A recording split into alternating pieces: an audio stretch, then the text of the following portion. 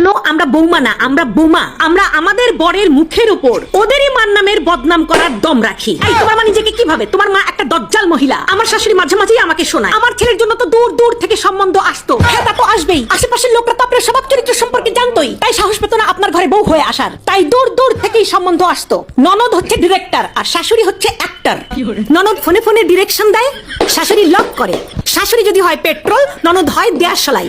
তবে ঢোল তবলাবাদক স্বামী হয়। যার কথাই শুনবেন ফাঁসবেন তো ওই মালটাই। প্রত্যেকটা শাশুড়ি বলবে, ওম্মা এটাও শিখে আসো নাই, ওম্মা তোমার মা এটাও শিখায় নাই। শোনেন, ওটা আমার বাপের বাড়ি, কোনো স্কুল না। আবার শিখে ফেলে দিলে এটাও বলবে, আমরা তো এরকম করি না, আমাদের তো এরকম হয় না, এটা রান্না হয়েছে। এই ছিরি, এটাও পারো না।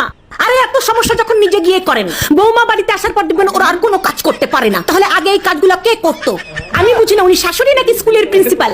সবসময় পারমিশন নিতে হবে। May I go to market, may I go to বাপের বাড়ি, ডাব্বে মে ডাব্বা, ডাব্বে মে আলু। সব শাশুড়ি গুলাই হয় এক নম্বরের চালু। এরা সবাই ধোয়া তুলসী পাতা, শুধু আমি বিছুটি পাতা। তাই আমাকে দেখলেই ওদের খালি চুলকায়। আমি তো বাড়ির বউ, আমি খাবার কেন হজম করব? আমি তো শাশুড়ির তেরা কথা হজম করব। আমার শাশুড়ির চোখের প্রবলেম আছে, আমার ভালো দেখতেই পারে না। কানেও প্রবলেম, আমার প্রশংসা শুনতেই পারে না। পেটেও প্রবলেম আছে, আমার খুশি হজমই করতে পারে না। বিয়ের আগে মনে হতো শাশুড়ি কি ভালো, ওই যে বললাম মনে হতো। তুমি আবার এটা শাশুড়ির সাথে বসে দেখতেছো নাকি? তাহলে তোমার শাশুড়ি ভাববে তুমি ইচ্ছা করে ষড়যন্ত্র করে এটা দেখাচ্ছ। এখন তুমি তোমার শাশুড়ি কথা শোনার ভয়ে এটা স্ট্যাটাসেও লাগাতে পারবা না। যেসব ছোট ছোট ভাইদের বিয়ে হয়নি, তারা এইসব ভিডিও দেখার পর কি আর বিয়ে করতে ইচ্ছা হবে? খুব ভালো আছো ভাই, বিয়ে করো না, একদম বিন্দাস আছো। যদি বিয়ে করো এইসব তোমাকে শুনতে হবে, আমরা যেরকম শুনছি এখন।